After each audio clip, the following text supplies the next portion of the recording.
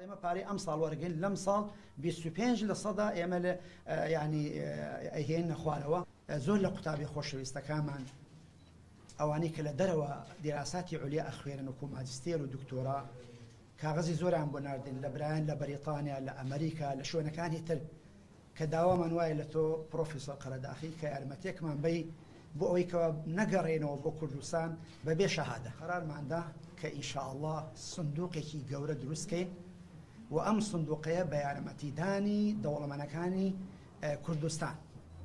و من قسەم کردووە لەگەڵ چەند کەسێکیانە الحەمدولله ئیستعدادێکی باشیان ینی خستۆتە پێشاو ناوی سەرۆکایەتی زانکۆی گەشەپێدانی مرۆیی و بە ناوی سەرجەم خوێندکاران و قوتابیانی ئازیزمان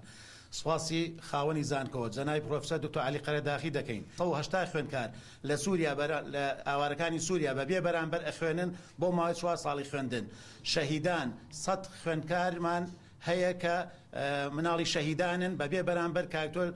فەرمویان لە زانکۆ بۆیان هەیە بخوێنن و هەروەها کەم دەرامەتەکان خوێندکارانی هەموو قۆناغەکانی هەر چوار کۆلێجەکەی زانکۆ کە 18 بەشمانەیە یەکەم و دووەم و سێم بە ڕێژەی جیاجا لەسەر فەرمانی بەڕێزیان لێ خۆشبوونیان بۆ کرا هەموو زانکۆکان لەسەر ئەوە کۆک بوون و بڕارەکەی وەزایش 115 بوو کە من گەڕامەوانێ سەردانی بەڕێزیانم کرد بەڕێزیان فەرمویان من ئەمەوێ یارمەتی دەربم لەم قەیرانە داراییە بە هاوکاری شەخصی بەڕێزیان کە لە سادەی کەیان زیاد کرد کەواتە لێ خۆشبوونکە بۆ لە سا 25 بۆیە جێی دەستخۆشیە لە جەنابیان و هیواداین هەر سەرکەوتوو بن ئەگەر کۆی ئەو یارمەتیدانەی تا ئەمڕۆ لە زانکۆیە کراوەلایەن بەڕێزیانەوانێ بە هەمووانی باسم کرد نزیکەی 8 ملیار دینارە